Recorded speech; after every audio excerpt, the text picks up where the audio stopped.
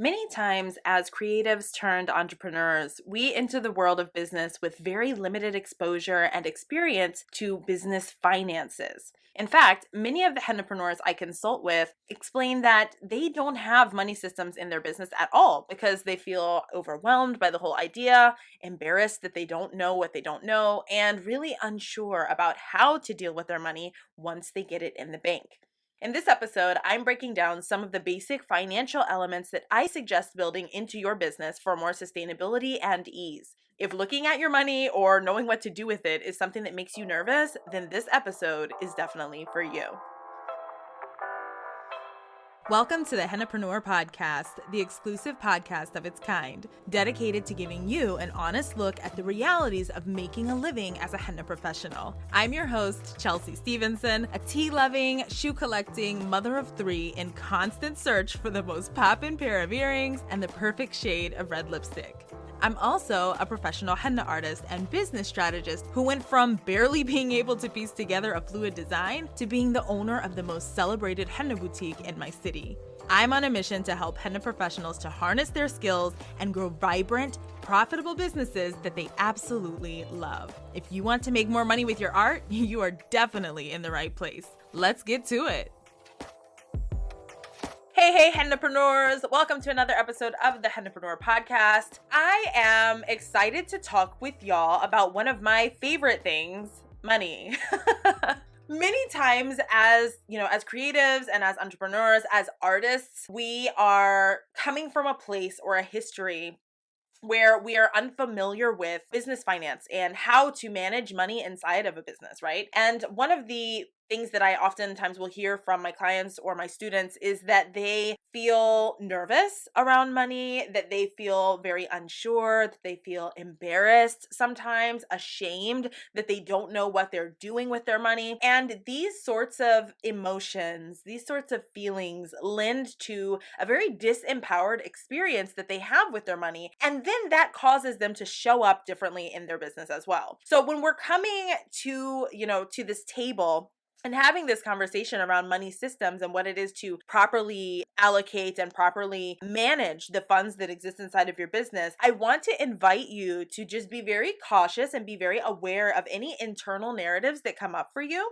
Because if you are currently finding yourself in a place where you feel disempowered, you feel shame, you feel embarrassment, you feel unprepared, if you feel unworthy or incapable of managing money inside of your business, then it oftentimes will manifest as avoidance. And once avoidance enters the room, especially when we're dealing with something like business finance, you really set yourself up for failure because you don't even know what's going on inside of what you're building and inside of the work that you're doing. And so I want to, again, just kind of highlight that for you and let you know if you have historically had those feelings, they're likely going to come up inside of this episode. That's okay. We'll work through them. And as you're moving forward, just be aware of when those sorts of things start to come in and start to enter the room, because when they do, we want to make space for them. And also we want to affirm that what you don't know, you can learn. And that's the nature of learning, isn't it? You can't learn something that you knew already. And so it requires us being uncomfortable, and it requires us taking a step outside of what we know to be norm right now, right? With that said, let's take a second to look at some financial systems, right? Because that's what I want to help you with today.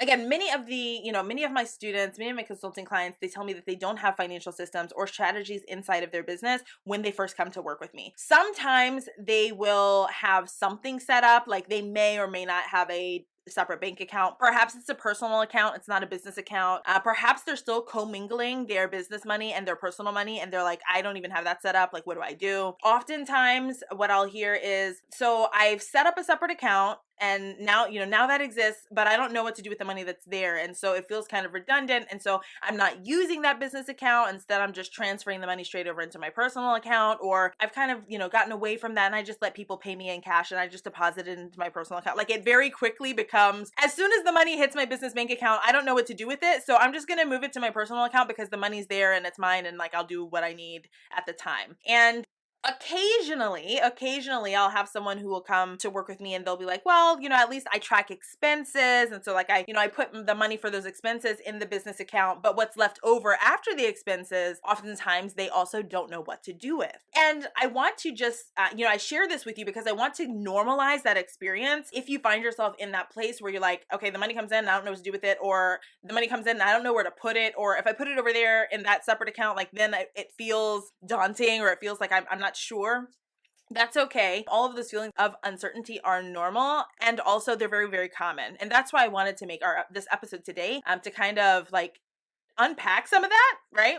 Because let's be honest, financial literacy is oftentimes brushed aside in schools, and especially so in the case of women and girls, right? Historically, it has not been prioritized for women and girls to be educated about financial literacy. I mean, it wasn't until literally just a handful of years back that women here in the States were able to even open a bank account without their husband's signature and approval. It should not come as a surprise that many of us lack financial literacy, and that's okay. Many of us are limited to whatever experiences and teachings we have around money, and those experiences and teachings oftentimes are tied to our childhoods, right? Also, if we could just make space in the room here to acknowledge that money is one of those areas around which we oftentimes carry a lot of baggage and a lot of trauma, often unknowingly so. Sometimes it's a known experience. For example, if you're someone who is raised with a lot of scarcity and a lot of lack, perhaps if you are someone who's very, experienced in being raised in poverty, or on the flip side, you might be someone who was raised with a lot of financial abundance and thus never learned what it is to self-restrict or to have boundary around money. Or perhaps the money was there and also it was one of those things like we don't touch that because what happens if? And so even with abundance being present in the room, scarcity mindset still might have been something that was taught over the dinner table. And so oftentimes these traumas are unknown or unacknowledged, but it's not until we actually get in there and start to dig around in those stories and experiences that we can identify trends and behaviors that we still act out today with our bank accounts that are informed by things we learned when we were, very, very small. Today, I want to step away actually from the psychology of money. I just wanted to point that out because it gives some context. But today, I'd really like to focus on the practical, okay? Business finances and personal finances are not the same. So I just want to start right there. So if you're coming from a background where you've received a paycheck, your ideas around how to handle business finances are likely very skewed, as there is a very vast shift in context between W-2 or paycheck, pay stub employment and business finance or self-employment. These are two very different worlds, and there is not much overlap, in my opinion and in my experience. There is not much overlap there that actually leads to someone being a good steward of their money in their business if they're coming at it from that paycheck to paycheck, W-2 style, if you will, employment mentality, okay? Where, for example, where you might be keen to account for all of your revenue as money in the bank, ready to be dispersed, ready to be used, that isn't actually so in a business context, right? There are a number of key allocations that business owners can't ignore as it relates to their revenue. So when you bring revenue into your business, there are 4 things that you should be looking at, or that I would suggest that you look at based on the way that I manage my own finances in my own business and what I teach my students as well. Those 4 things are profit, your owner's pay, your taxes, and your operating expenses. Okay? Not all revenue, let me pause and just share.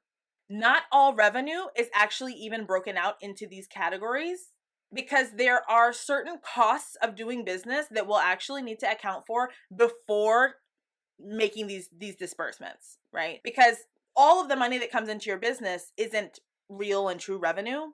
So first we need to look at, okay, what does it cost for you to actually do the business? What are the material costs that exist there? And once we've removed that, then we can look at real revenue, right? And then that real revenue is then broken out into these different 4 buckets. Now, after these allocations are made, there are a number of additional secondary disbursements and allocations that we'd also complete. But today we're just going to keep this pretty high level, so I'm not going to get into that.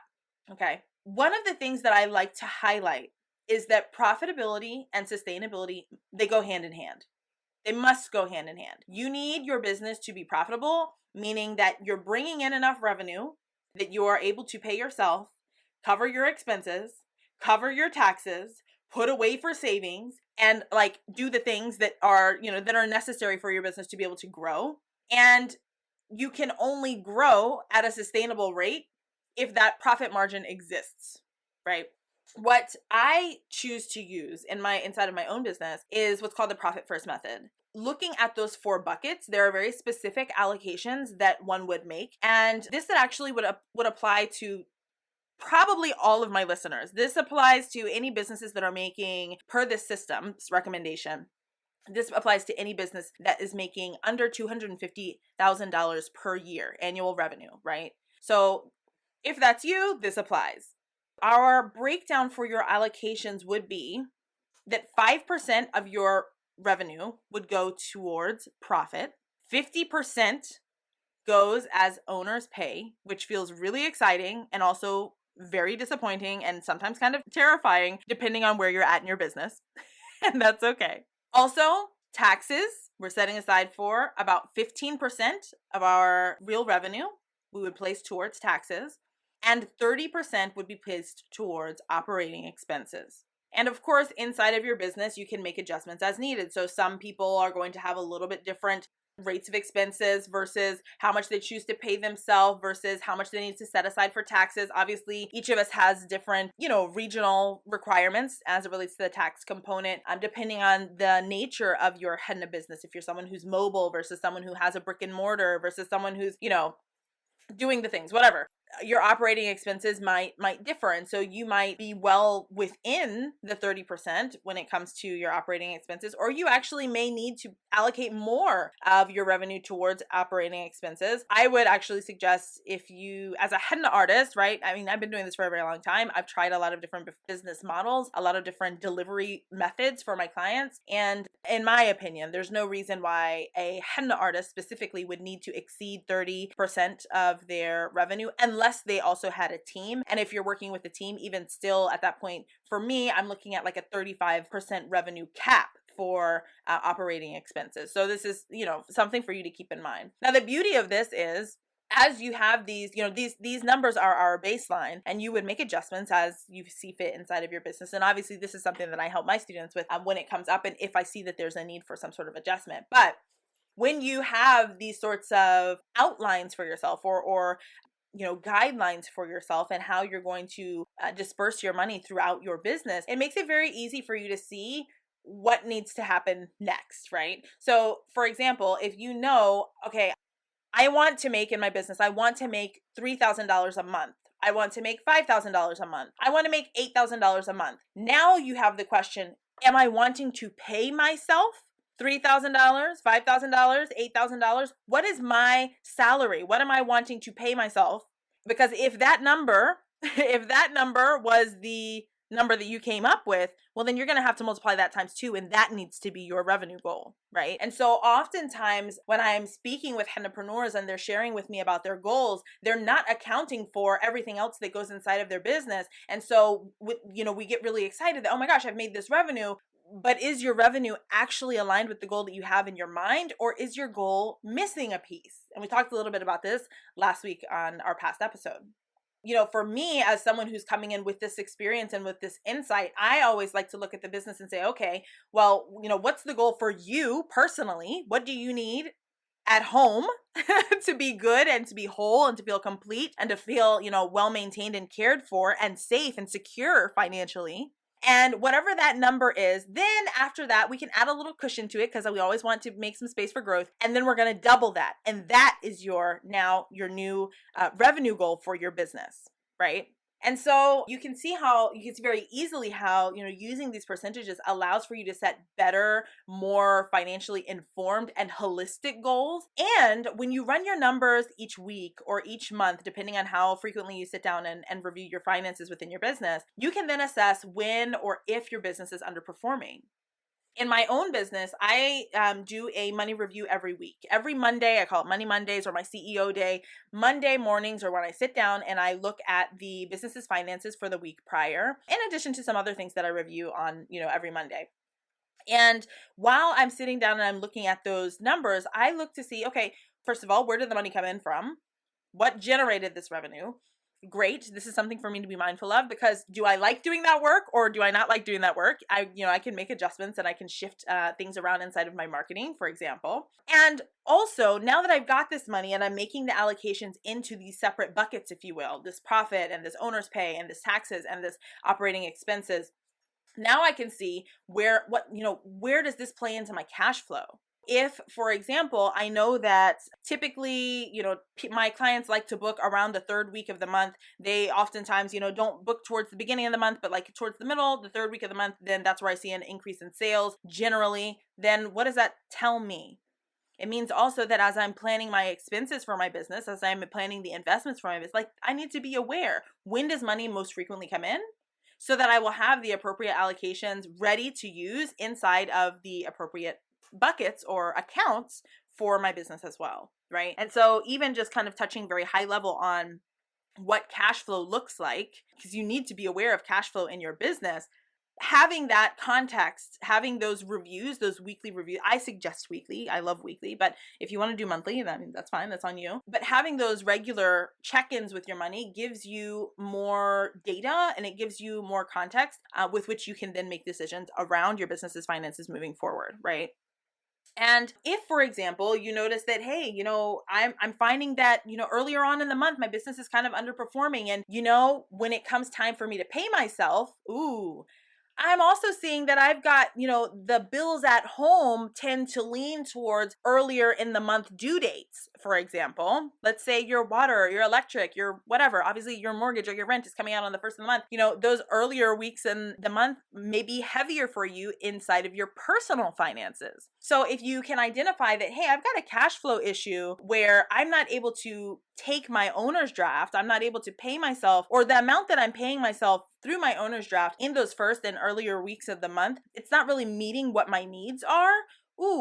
I can see that my business is underperforming in this context. How can I change my marketing practices that are going to, in a way that's going to increase my revenue during that time? Can you see how it makes it so much easier for you to kind of take the emotion out of it? It removes the emotion, it removes the shame, it removes the feeling of like, I don't know, I can't do, I'm not sure, all of those like uncertainties, and that very, again, like disempowered perspective kind of has to move to the side. It kind of has to leave the room when you can approach your money factually, when you can approach your money from a place of knowing, okay, this is what's going on and this is what I can do now to fix it. Or this is where I've noticed a problem. Here's now where I can start to strategize to find a solution. Or this is where something's going really, really well and I want to do more of that. So what am I doing in that space so that I can make those changes elsewhere in my business also, or so that I can go a little bit deeper and lean in to what's working?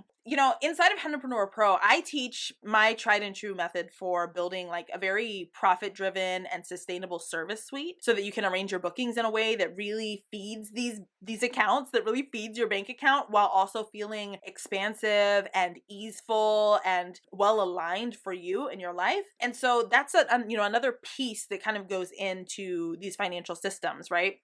We want to have money systems not only with how we handle the money when it arrives, but we also want to have plans for ourselves and how we're going to strategize to bring that money in. And of course, while we didn't talk much, we touched on it a little bit, we didn't talk much about personal finance. Of course, you also will want to have your systems in place inside of the personal realm so that when you're making those owners payouts, you're also feeling very supported and feeling very, very met with abundance and very supported by your business and the revenue that it's generating. For me, I'm hopeful that all of what I'm sharing with you in this episode is landing. I'm hopeful that you're able to take away, a couple gems, a couple nuggets here that will help you to feel more empowered around your money, or that can help to shine some light perhaps on holes in your current financial systems, your current money systems inside of your business. Because it's my goal, and it's one of the values of Hennapreneur. I mean, money matters. And for us as henna artists, as entrepreneurs, as human beings, right, who are trying to make an impact on the world, who are trying to leave greater, deeper legacies, right, with our families, our communities, and so forth, Financial power matters, right? It matters. And so we can make more impact when we are more empowered with our finances. We can make more impact when we have more resources available to us. For better, for worse, we live in a capitalist society. So I'm hopeful that you are able to, to take away some learnings, some teachings, some things that you can very easily implement in your business today to help you feel more empowered with your money so that you can make the right next best steps for yourself as you are, continuing along on your journey. I do have a question for you, and I'd love it if you would answer over in the hennapreneur community on Facebook. I'd love to know, do you currently have a financial system at play in your business? And if so, excellent, love that. I'd also love to know, what's been the most helpful for you as you arrange your business's financial systems? If you didn't have anything today, perhaps the answer is this podcast. I don't know. But I'd love to know what's been the most helpful for you as you've organized your business's finances up until now. All right. With that said, I'll let y'all go and I'll talk to you later. Bye for now. I've got a serious question for you, hennapreneur. Are you ready to stop playing small with your art and to take your business to the next level already? Are you tired of feeling like you're doing it all to grow your business, but you just aren't seeing the results and the success that you're looking for? Perhaps you've got clients here and there, but you know inside that your potential expands far beyond what your business is generating today.